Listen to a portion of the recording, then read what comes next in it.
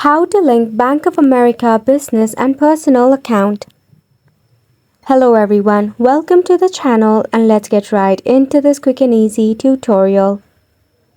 If you are looking forward to link both of your business and your personal account, unfortunately we hate to break it, but Bank of America does not allow direct linking of business and personal account. This is primarily due to the security and regulatory reason. If you have any of the specific need to connect your business and a personal account, you might consider a joint account. If you are a sole proprietor, you might be able to open a joint account with yourself as both of a personal and business owner. However, this option may have limitation and require additional documentation.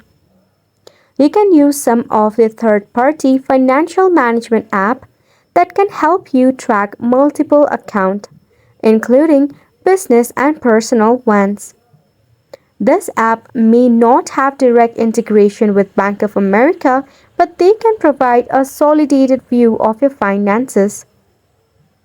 Always make sure to consult with a financial advisor or Bank of America representative to discuss your specific need and explore the available option. And that is a wrap for the video as well. Thank you so much for tuning in. We'll see you very soon.